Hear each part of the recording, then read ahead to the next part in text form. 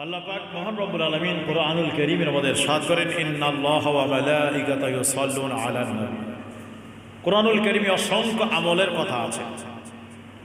কোন জায়গায়, কোন আয়াতে কারিমায়, কোন পারায়, কোন সূরায় আল্লাহ তাআলা এটা কোনো সময় বর্ণনা করেননি যে আমি আল্লাহও করি তোমরাও করো। কোন জায়গায় আল্লাহ তাআলা এই কথা বলেননি যে আমি আল্লাহও করি আমার ফেরেশতারাও করে তোমরাও করো। কিন্তু একটি জায়গায় শুধু আল্লাহ পাক বলেছে, বান্দা আমি আল্লাহ করি আমার ফেরেশতারাও করে তোমরাও করো। জোরে কন্যা সুবহানাল্লাহ।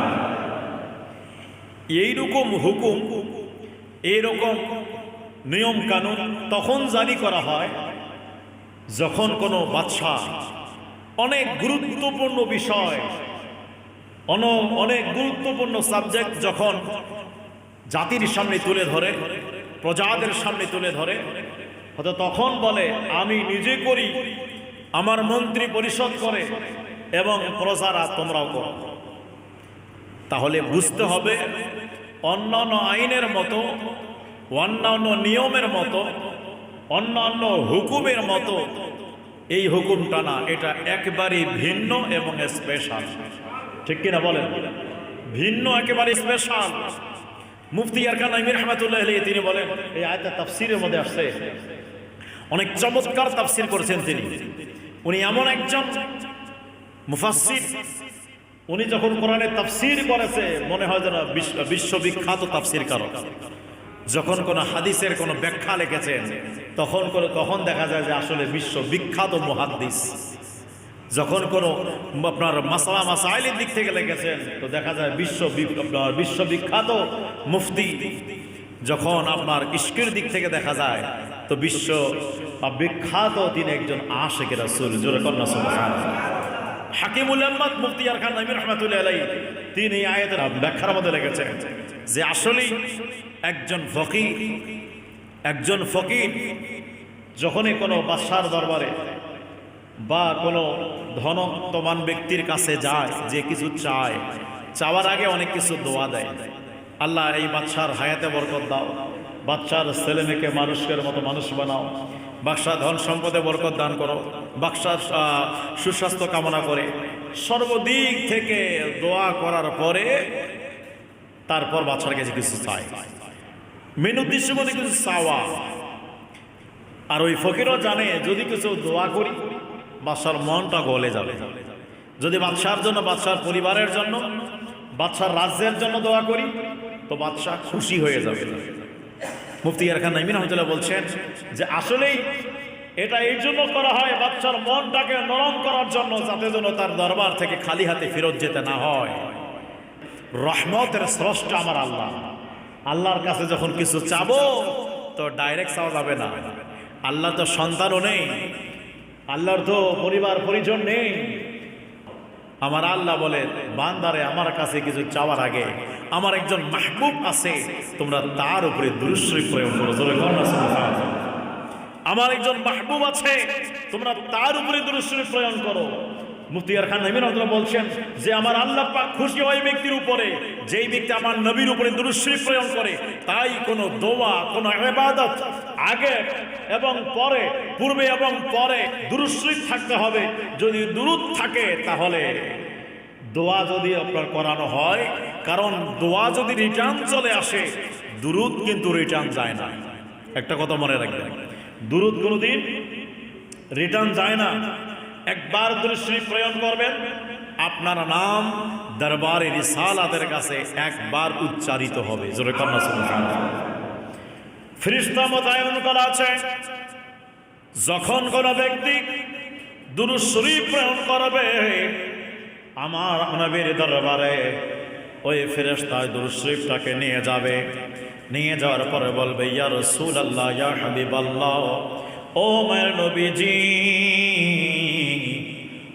ওই দেশ থেকে, অমুক দেশ থেকে, অমুকের পুত্র আপনার দেওয়ান, আপনার গোলাম আপনার উপরে এক মার্তাবা দুরূদ শরীফ প্রেরণ করেছেন।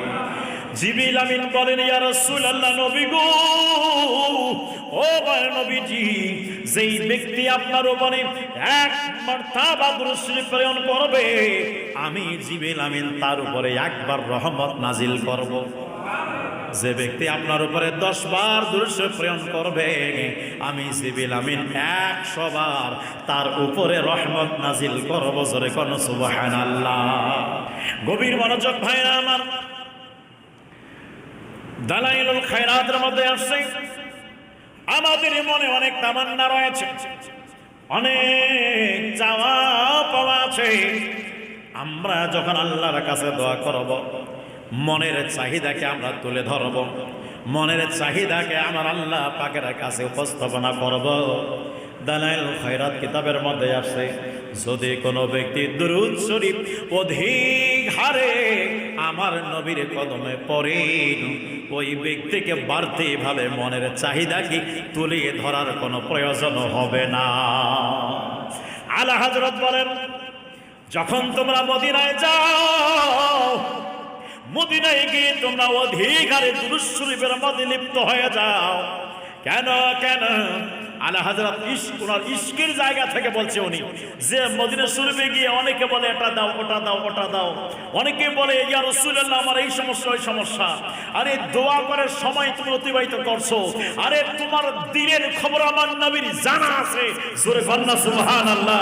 তুমি কি চাবা, তুমি কেন আসছো, আমার নবী জানে। অতএব দোয়া করার প্রয়োজন হবে না, তুমি ওই সময়টা আমার নবীর দুরূদে কাজে লাগাও। জোরে বলনা সুবহানাল্লাহ। তোমার সব দিলের খবর আমার নবীর পাতা আছে, আমার নবীর খবর আছে, আমার নবীর মালুম আছে। তাই তোমাকে বলতে হবে এরকম নয়, ওটা ইশকের জায়গা থেকে বলছে। তার মানে এটা নয় যে বলা যাবে না, বলা যাবে। ইশকের জায়গা থেকে, ওই জায়গা থেকে, স্থান থেকে বলছে যে তোমরা অধিকারে দুরূদ শরীফ পড়ো, কারণ আমার রাসূল তোমার দিলের হালত জানে। জোরে কন্যা। এই জন্য যুবক ভাইরা আমার, তাহলে আল্লাহ পাক মহান রব্বুল আলামিন কুরআনুল কারীমের মধ্যে বলে দেয়, ইন্নাল্লাহা ওয়া মালাইকাতাহু ইউসাল্লুনা আলান নবী, নিশ্চয়ই আমি আল্লাহ আমার ফেরেশতাকুল সহ ইউসাল্লু পড়তেছি, পড়ব। মুজারের সিগা বর্তমান এবং ভবিষ্যৎ, হাল এবং মুস্তাকবিল, দুটি কাল এর মধ্যে রয়েছে। আল্লাহ ডাক দিয়া বলে, আমি আল্লাহ আমার ফেরেশতাকুল সহ ইউসাল্লুনা আলান নবী, নবীর উপরে দুরূদ শরীফ প্রেরণ করি এবং করব। জোরে কন্যা সুবহানাল্লাহ। বর্তমান এবং ভবিষ্যৎ দুই কাল এর মধ্যে রয়েছে। আল্লাহ পাক ডাক দেয়ালে, বান্দারে আমি আল্লাহ রোজার অর্ডার দিয়েছি। আমি আল্লাহ বলি নাই, রোজা আমিও রাখি, আমার ফেরেশতারাও রাখে এবং তোমরাও রাখো। আল্লাহ পাক এটা বলে না। যুবক ভাইরা, আল্লাহ পাক এটাও বলে নাই আমি আল্লাহ নামাজ পড়ি, আমার ফেরেশতারাও পড়ে, তোমরাও পড়ো। এটা আল্লাহ বলে নাই আমি আল্লাহ হজ করি, আমার ফেরেশতারাও হজ করে, তোমরাও করো। এটা আল্লাহ পাক বলে নাই।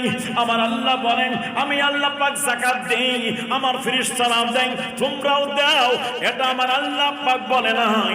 আমার আল্লাহ বলে, বান্দারে আমি আল্লাহ পাক মহান রব্বুল আলামিন আমল কি আমল করি জানতে চাও? আমার নবীর উপরে দুরূদ শরীফ প্রেরণ করি, আমার ফেরেশতারাও করে।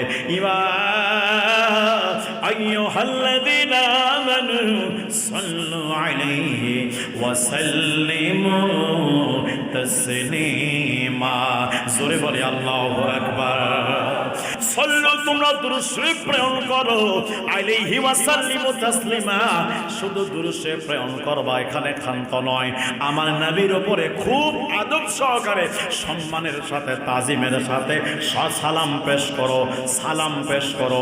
আমার আল্লাহ পাক এই জায়গায় দুটো আমলের কথা বলেছেন। এতগুলো আমলের কথা বললেন, নিজের কথা বলেন নাই। আগে নিজের কথা বললেন, তারপর আমলের কথা বললেন। জোরে বলো সুবহানাল্লাহ। আল্লাহ নিজের কথা আগে বললেন, ইয়া আইয়ুহাল ইন্নাল্লাহু ওয়া মালাইকাতাহু ইউসাল্লুনা আলান নবী, হে আমার ঈমানদার বান্দাগণ শুনো, আমি আল্লাহ আমার ফেরেশতাগণ সহ আমার নবীর উপরে দুরূদ শরীফ প্রেরণ করছি, যাতে যেন ঈমানদাররা অবাক হয়ে না যায়, যাতে যেন ঈমানদাররা আশ্চর্য হয়ে না যায়, যাতে যেন ঈমানদার ব্যক্তিগুলো আপনার মনটাকে দুর্বল না করে, আপনার ওই জায়গায় ঈমানটা যেন মজবুত হয়ে যায় এবং বুঝতে পারে আর এটা এমন একটা আমল, যেই আমল আল্লাহ আগে করেছেন, যেই আমল ফেরেশতারা আগে করেছেন, তারপরে আমাদেরকে বলেছে, অতএব এই আমলের গুরুত্ব হলো আলাদা, শান হলো আলাদা, মান হলো আলাদা, মর্যাদা হলো আলাদা, এমন আমল যেটা স্বয়ং আল্লাহ করে। আজ বর্তমান সমাজের মধ্যে এই মহা গুরুত্বপূর্ণ ফজিলতপূর্ণ আমল দুরূদ ও সালাম নিয়ে অনেকের চুলকানি লাগা আছে। কথা বলেন ঠিক কিনা? অনেকের চুলকানি লাগা আছে, অথচ চিন্তা করার দরকার, যে আমল আমার আল্লাহ করেন, যে আমল ফেরেশতারা করেন, ওই আমলটা একমাত্র ঈমানদারগণকে দিয়েছেন। আর ঈমানদারকে চুলকানি লাগবে না, ঈমানদারকে মজা লাগবে, কারণ ঈমানদার ছাড়া এই আমল কেউ করতে পারবে না। বেঈমান যদি করতে চায় তার চুলকানি উঠে যাবে। বেঈমান যদি বেঈমানের কানে যদি দুরূদ ও সালামের আওয়াজ চলে যায়, ওর মেজাজ খারাপ হয়ে যাবে, কারণ এটা হলো টেস্টার, ঈমান আছে কিনা এটা বোঝা যাবে। তো দুরূদ ও সালাম যাকে ভালো লাগবে সে হলো ঈমানদার। আর দুরূদ ও সালাম থেকে যাদের চুলকানি উঠবে, স্পষ্ট ওই ব্যক্তি যদি কোনো টুপিওয়ালা হয় তো মুনাফিক, দাড়িওয়ালা হয় তো মুনাফিক, নামাজি যদি হয় তো মুনাফিক, বক্তা যদি হয় তো মুনাফিক, আলেম যদি হয় তো মুনাফিক, সাধারণ মানুষ যদি হয় তো মুনাফিক। আর যদি দাড়িওয়ালা না হয়, টুপিওয়ালা না হয়, বেঈমান যদি হয়, তাহলে ওটা হলো কাফের। কাফের কাফের কথা বলেন ঠিক কিনা? এটাই হলো বাস্তব কথা। দুরূদ ও সালাম থেকে কোনদিন ঈমানদারকে চুলকানি লাগে না। কতক্ষণ না ঠিক কিনা? দুরূদ ও সালাম হলো আল্লাহ পাকের আমল, এটা আল্লাহর আমল। তা আল্লাহর আমল যাকে ভালো লাগে না, তো এটা তো ওই গ্রুপ ছাড়া কাউকে ভালো লাগবে না। কথা বলেন ঠিক কিনা? আমার যুবক ভাইয়েরা আমার, গভীর মনোযোগের কান লাগান। ঈমানদার কাকে বলে? ঈমানের বিষয় আমার নবীর অসংখ্য হাদিস রয়েছে। নবীজি বলেন, ঈমানদার তারাই যার অন্তরের মধ্যে আমি রাসূলের ভালোবাসা আছে। ভালোবাসা ছাড়া দুরূদ পড়া যায় না। আমার মায়ার নবী বলেন, ঈমানদার সবাই হতে পারে, কিন্তু ঈমানদার অনেকে হতে পারে, কিন্তু ঈমানের স্বাদ সবাই পাবে না। ঈমানের একটা স্বাদ আছে, তৃপ্তি আছে, মজা আছে। আমার নবী বলেন, এই স্বাদ সবাই পাবে না। সাহাবী রাসূল বলেন, ইয়া রাসূলুল্লাহ, ইয়া হাবিবাল্লাহ, ও মায়ের নবীজি, এই স্বাদ কারা পাবে? এই তৃপ্তিটা কারা পাবে? নবী আমার ডাক দিয়া বলেন, সাহাবারা রে, ও আমার সাহাবারা শুনে না, এই স্বাদ পাবে তারা যাদের হৃদয়ে আমি হুব্বে রাসূল থাকবে, আমি নবীর ভালোবাসা পরিপূর্ণ থাকবে, তারাই শুধু ঈমানের স্বাদ পাবে। জোরে বলুন সুবহানাল্লাহ। এই জন্য যুবক ভাইরা আমার, ঈমানদার অনেকে হতে পারে, কিন্তু আশিক রাসূল হতে পারে না। কথা বলেন ঠিক কিনা? ঈমানদার হতে পারে, কিন্তু আশিক রাসূল হতে পারে না। আশিক রাসূল বিষয়টা হলো আলাদা। আশিক রাসূল কেমনে হব? আশিক রাসূল কিভাবে হব? আমার নবীর মুহাব্বতের মাধ্যমে হব, রাসূল পাকের প্রেমের মাধ্যমে হব।